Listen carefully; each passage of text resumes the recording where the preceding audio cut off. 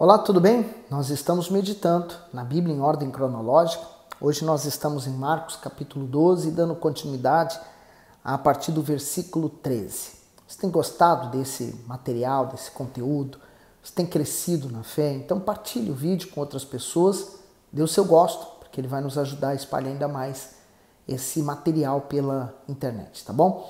E como sempre começamos com uma oração, pedindo a Deus que nos abençoe. Senhor, que a tua misericórdia, que se renova todos os dias, esteja sobre nós, nos fortalecendo e nos direcionando. Eu peço que o Senhor fale conosco para que possamos ouvir a tua voz e permanecer na tua luz. Graças a Deus. Marcos 12, versículo 13. E enviaram-lhe alguns dos fariseus e dos herodianos para que o apanhassem em alguma palavra. E chegando eles, disseram-lhe: Mestre, sabemos que és homem de verdade e de ninguém se te dá, porque não o olhas a aparência dos homens. Antes, com verdade, ensinas o caminho de Deus. É lícito dar o tributo a César ou não? Daremos ou não daremos? Quer dizer, a intenção deles não era boa, né? Eles não tinham uma boa intenção com isso. Primeiro bajularam. Normalmente a pessoa que ela é bajulada nessas horas, ela se infla, né? Porque ele falou, homem de verdade, que ninguém se te dá, porque não olhas a aparência dos homens, antes com verdade ensinas o caminho de Deus, quer dizer, homem de Deus, né?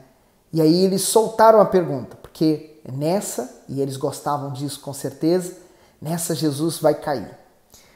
15, então ele, conhecendo a sua hipocrisia, disse-lhe: por que me tentais? Trazei-me uma moeda para que a veja. O comentário diz: por que me tentais? O Senhor Jesus sabia que não havia sinceridade na pergunta dos fariseus e dos herodianos. Naquela época, os judeus viviam sob domínio romano, por isso eram obrigados a pagar pesados tributos ao império. Além dos encargos das províncias, havia as taxas exigidas a cada cidadão. Dessa forma, os religiosos astutamente planejavam uma armadilha para o Salvador, uma vez que as opiniões entre o povo sobre esse assunto eram diversificadas. Ser favorável a Roma implicaria em rejeição popular. Por outro lado, ficar contra o império provocaria perseguição política e até condenação criminal. Aqui você entende perfeitamente por que eles estavam fazendo isso, né? E a intenção deles era cruel. Pegar Jesus de alguma forma e poder se livrar de Jesus, na verdade. 16. E eles lhe trouxeram e disse-lhe: de quem é essa imagem e inscrição? E eles lhe disseram: de César. E olha que a inscrição dizia, né? César como Deus. 17. E Jesus respondendo disse-lhe: dai, pois, a César o que é de César e a Deus o que é de Deus. E maravilharam-se dele. O comentário do 17, a expressão dai, pois, a César o que é de César e a Deus o que é de Deus, significa que devemos cumprir nossas responsabilidades não apenas com os homens, mas também com o Altíssimo. O Senhor Jesus ilustrou sua resposta aos religiosos com uma moeda em que havia a efígie de César, o imperador. Com isso, o Messias mostrou que, embora houvesse impostos indevidos, o povo deveria reconhecer a autoridade do governo. Romanos 13, do 1 ao 7, diz: toda a alma esteja sujeita às autoridades superiores, porque não há autoridade que não venha de Deus. E as autoridades que há foram ordenadas por Deus. Por isso, quem resiste à autoridade resiste à ordenação de Deus, e os que resistem trarão sobre si mesmo a condenação, porque os magistrados não são terror para as boas obras, mas para as más. Queres tu, pois, não temer a autoridade? Faze o bem e terás louvor delas, porque ela é o ministro de Deus para o teu bem. Mas se fizeres o mal, teme, pois, não trazer em vão a espada, porque é ministro de Deus e vingador para castigar o que faz o mal. Portanto, é necessário que lhes estejais sujeitos, não somente pelo castigo, mas também pela consciência. Porque esta razão também pagais tributos, porque são ministros de Deus, atentando sempre a isto mesmo. Portanto, dai a cada um o que deveis, a quem tributo, tributo, a quem imposto, imposto, a quem temor, temor, e a quem honra, honra. Em 1 Timóteo 2, do 1 ao 6, admoesto-vos, pois, antes de tudo, que se façais súplicas, orações, intercessões e ações de graças por todos os homens, pelos reis e por todos os que estão em eminência, para que tenhamos uma vida quieta e sossegada em toda piedade e honestidade, porque isto é bom e agradável diante de Deus, nosso Salvador, que quer que todos os homens sejam salvos e venham ao conhecimento da verdade, porque há um só Deus e um só mediador entre Deus e os homens, Jesus Cristo, o homem, o qual se deu a si mesmo em preço de redenção por todos, para servir de testemunho a seu tempo. Concluindo o comentário, isso nos ensina que o justo zela pelos seus compromissos com Deus e também com os homens. Portanto, não adianta ser fiel nas primícias e nas ofertas, por exemplo, mas ser infiel no casamento, ser um péssimo funcionário ou uma pessoa maledicente. O Eterno requer obediência aos seus mandamentos, mas deseja ainda uma conduta íntegra e reta com respeito às leis civis e às pessoas. E aqui o Senhor Jesus não deixou margem para erro, né? Se eles pensavam em apanhar Jesus de alguma forma, aqui o tiro saiu pela culatra. 18. Então, os saduceus, que dizem que não há ressurreição, aproximaram-se dele e perguntaram-lhe dizendo. O comentário daqui diz: os saduceus eram um grupo religioso composto pela aristocracia judaica. Embora não fosse a maioria, eles exerciam grande influência na sociedade, pois eram ricos. Entre os saduceus estava a família sacerdotal que administrava o templo. Eles consideravam que somente o Pentateuco era inspirado por Deus. Por isso, não criam na ressurreição após a morte. Sabemos, e soberbos e radicais em suas convicções, foram repreendidos pelo Senhor Jesus pela falta de entendimento das Escrituras. Então, os saduceus era mais uma seita no meio daqueles fariseus, escribas, herodianos, enfim, eles se uniram todos contra Jesus. 19. Mestre, Moisés nos escreveu que se morresse o irmão de alguém e deixasse a mulher e não deixasse filhos, seu irmão tomasse a mulher dele, o suscitasse descendência a seu irmão. Ora, havia 7 irmãos e o primeiro tomou a mulher e morreu sem deixar descendência. E o segundo também a tomou e morreu, e nem este deixou descendência, e o terceiro da mesma maneira. E tomaram-na os 7, sem contudo terem deixado descendência. Finalmente, depois de todos, morreu também a mulher.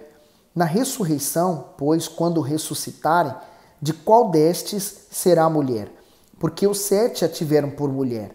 E Jesus respondendo disse-lhes: porventura não errais, vós em razão de não saberdes as Escrituras, nem o poder de Deus? Porquanto, quando ressuscitarem dentre os mortos, nem casarão, nem se darão em casamento, mas serão como os anjos que estão nos céus. E acerca dos mortos que houverem de ressuscitar, não tendes lido no livro de Moisés, como Deus lhe falou na sarça, dizendo: eu sou o Deus de Abraão, e o Deus de Isaque, e o Deus de Jacó. Ele não é Deus de mortos, mas Deus de vivos, por isso vós errais muito. Eles tinham muito conhecimentos bíblicos, da palavra de Deus, mas não tinha compreensão. Porque a compreensão é dado para quem Deus quer. Por isso que eu começo sempre, por exemplo, antes de ler a Bíblia, orando, pedindo a Deus a direção, porque é Ele que nos dá o entendimento. Por exemplo, quando eu explico as coisas, não sou eu creio que é o próprio Espírito Santo nos usando. Ele quer falar com você do mesmo modo que fala comigo, porque é a palavra dele. Por isso que ele falou que ele não é Deus de mortos, porque Abraão, Isaque, Jacó continuam vivos, mas agora nos céus, como o Senhor Jesus está vivo também. No 28, e aproximando-se um dos escribas que os tinha ouvido disputar, sabendo que lhes tinha respondido bem, perguntou-lhe: qual é o primeiro de todos os mandamentos? E Jesus respondeu-lhe: o primeiro de todos os mandamentos é: ouve Israel, o Senhor nosso Deus é o único Senhor. O comentário: o Senhor nosso Deus é o único Senhor. O Messias cita uma conhecida confissão de fé feita diariamente pelos judeus, Deuteronômio 6, 4, 5. Nela Deus é reconhecido como único e supremo Senhor, por ser absoluto e perfeito em todos os seus atributos, ele merece receber das suas criaturas obediência, honra e louvor. E ele então, aqui o apóstolo Marcos, né, ele faz questão de frisar essa primeira parte. Ouve Israel, o Senhor, nosso Deus é o único Senhor, né? Porque pode haver outro Senhor. Infelizmente, um dos senhores que mais vence nesse mundo é o dinheiro, Mamon. Então, as pessoas são completamente divididas entre um e outro. No 30, amarás, pois, ao Senhor teu Deus de todo o teu coração, de toda a tua alma, de todo o teu entendimento, de todas as tuas forças. Esse é o primeiro mandamento. O comentário do 30 diz assim: o primeiro mandamento é amar a Deus de todo o coração, de toda a alma, de todo o entendimento, de toda a força. Isso significa que ele deve ser amado com a nossa plena essência, de todo o coração. Expressa amar com sinceridade, com o que há de mais profundo em nosso ser. Simbolicamente, o coração abriga as emoções. Por isso, ao pedir que as pessoas o amem com o coração, o Senhor almeja que sejamos capazes de conduzi-lo à obediência a Ele. De toda a alma, quer dizer que o amor a Deus deve ser com devoção e disciplina, pois a alma representa os desejos humanos. De todo o entendimento, significa amar ao Altíssimo com a mente, tendo continuamente os pensamentos ocupados com a sua palavra, a fim de não pecarmos contra Ele. De todas as forças, é amar com intensidade, energia, disposição para buscar a presença de Deus. O Senhor não oferece ao ser humano um amor qualquer. Pelo contrário, seu amor é perfeito, intenso e sacrificial. Por isso pode exigir que tipo de amor quer em troca. E o amor de Deus, né, ele é como símbolo que toca, que cine, né? É algo constante, permanente, ele não sofre alterações, né? O mundo, ele conhece um amor diferente do amor de Deus. Como é que é o amor do mundo? É o amor paixão. Por exemplo, tem pessoas que às vezes vai para as redes sociais, coloca foto, eu amo ele, como eu amo essa pessoa, né? Nos amamos. Mas passado um tempo, aquelas mesmas pessoas são envolvidas em falatórios de que um agora odeia o outro, que não quer ver nem pintado de ouro. O que mudou, né? O amor que Deus trata, amarás, pois, o Senhor teu Deus, significa dizer um amor sem esperar nada em troca. É um amor sem esperas. É um amor completo, um amor que dá. Então, é esse amor que Deus espera de você, de mim, que nós venhamos amá-lo não pelo que ele pode me oferecer, mas pelo que ele é, quem ele é. No 31, e o segundo semelhante a este é: amarás o teu próximo como a ti mesmo. Não há outro mandamento maior do que este. Comentário: o segundo mandamento decorre do primeiro e são inseparáveis, pois quem ama a Deus estende espontaneamente esse amor ao seu semelhante. Esse amor consiste em sinceridade, respeito e zelo pelo bem-estar físico e espiritual do outro. Quem segue esse princípio divino com o seu próximo não viola outros mandamentos, como adultério, assassinato, roubo, perjúrio e cobiça. Êxodo 20. Eu vou ler esses versículos, Levítico 18, 19 e 18. Não te vingarás, nem guardarás ira contra os filhos de teu povo, mas amarás o teu próximo como a ti mesmo. Eu sou o Senhor. Tiago 2, 8. Todavia, se cumprirdes conforme a Escritura, a lei real, amarás o teu próximo como a ti mesmo, bem fazeis. 1 João 4, 20. Se alguém diz, eu amo a Deus e odeia a seu irmão, é mentiroso, pois quem não ama a seu irmão, a qual viu, como pode amar a Deus a quem não viu? Mais uma vez, o amar sem esperar nada em troca. Você ama sem esperar nada em troca também? Difícil achar pessoas assim no mundo. 32.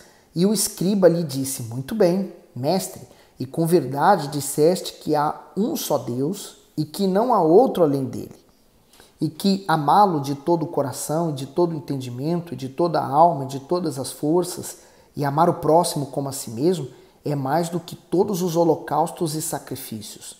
E Jesus, vendo que havia respondido sabiamente, disse-lhe, não estás longe do reino de Deus. E já ninguém ousava perguntar-lhe mais nada. Veja bem, Jesus disse, não está longe do reino de Deus. Quer dizer, eles sabiam, mas provavelmente não praticava. É como aquele jovem rico, faltava apenas uma coisa para aquele jovem rico, que era isso aqui. Então, veja se isso também não tem faltado para você. É fácil o ser humano ele colocar outras prioridades que não seja Deus à frente de Deus. Então, veja, consulte, examine a si mesmo. 35. E falando, Jesus dizia, ensinando no templo: como dizem os escribas que o Cristo é filho de Davi?